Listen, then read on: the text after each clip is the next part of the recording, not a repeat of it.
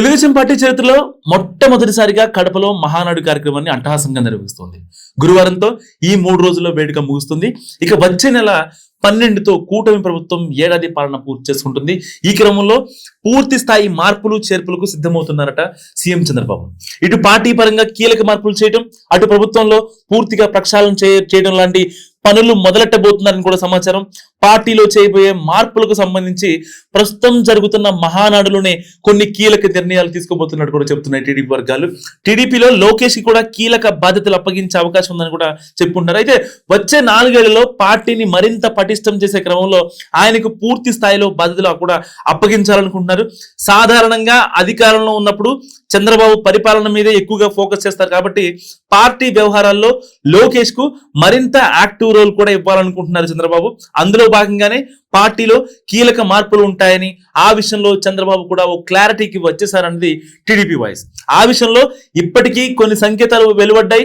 2-3 సార్లు పార్టీ పదవులు తీసుకున్న వాళ్ళు పక్కకు తప్పుకోవాలి, కొత్త వాళ్లకు అవకాశం ఇవ్వాలని ఇప్పటికే స్టేట్మెంట్ కూడా ఇచ్చారు లోకేష్.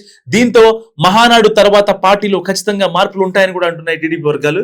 పార్టీ రాష్ట్ర కమిటీల్లో, పొలిట్ బ్యూరోలో కూడా భారీ మార్పులే ఉండవచ్చని తెలుస్తుంది. పార్టీ పరంగా లోకేష్ కు కీలక బాధ్యతలు అప్పగించి అన్ని వ్యవహారాలు, నిర్ణయాల్లో ఆయన కీలక పాత్ర పోషించేలా ప్లాన్ చేస్తున్నారట చంద్రబాబు. ఇందుకోసం పొలిట్ బ్యూరోలో ఇంకా కార్యవర్గంలో యువతకు ఎక్కువ అవకాశాలు ఇచ్చేలా ప్లాన్ చేస్తున్నట్టు సమాచారం. ఇక జూన్ 12తో కూటమి ప్రభుత్వానికి ఏడాది పూర్తి అవుతుంది కనుక ఈ పరంగా కూడా గట్టి చేంజెస్ ఉంటాయని కూడా భావిస్తున్నారు. ఇక దీనికి సంబంధించి ప్రాథమిక కసరత్తు కూడా జరిగినట్టు సమాచారం. ముందుగా భారీ ఎత్తున అధికారులు బదిలీలు ఉంటాయని తెలుస్తుంది. కొన్ని జిల్లాల కలెక్టర్లను మార్చడంతోనే ఈ ప్రక్రియ అంతా స్టార్ట్ అవుతుంది. ఎందుకంటే మొత్తం అడ్మినిస్ట్రేషన్ మొత్తం కలెక్టర్స్ దగ్గర ఉంటుంది కాబట్టి అక్కడ నుంచి ప్రక్షాళన స్టార్ట్ అవుతుంది. తర్వాత ఉన్నతాధికారులు, విభాగాల వారీగా ఆఫీసర్స్ ట్రాన్స్ఫర్స్ ఉంటాయట.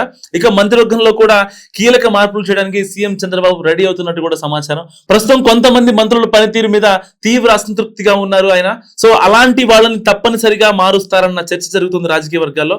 అలాగే కొత్త వారికి అవకాశం ఇవ్వాలని కూడా ఆలోచిస్తుంది కూటమి సర్కార్. కానీ ఏడాదిలోనే మంత్రులను మారిస్తే బయటకు తప్పుడు సంకేతాలు వెళ్తాయేమోనని చంద్రబాబు అది కూడా ఆలోచిస్తున్నారట. సో అలాంటప్పుడు పూర్తిగా తప్పించకున్న మంత్రుల పనితీరును బట్టి శాఖల్లో మార్పులు చేసే అవకాశం కూడా ఉందని అంటున్నారు. ఇలాంటి రకరకాల అంశాలను దృష్టిలో ఉంచుకొని కేబినెట్ మార్పుల కసరత్తు జరగవచ్చు అంటున్నారు. మొత్తానికి మహానాడు తర్వాత ఇటు పార్టీ పరంగా, అటు ప్రభుత్వ పరంగా గట్టి మార్పులే ఉండవచ్చు అంటున్నాయి తెలుగుదేశం వర్గాలు. అయితే అన్ని ఏ స్థాయిలో ఉంటాయో, రియాక్షన్స్ ఎలా ఉంటాయో చూడాలి మరి. సో ఈ వీడియో గురించి మీరేమనుకుంటున్నారో కామెంట్ రూపంలో చెప్పండి.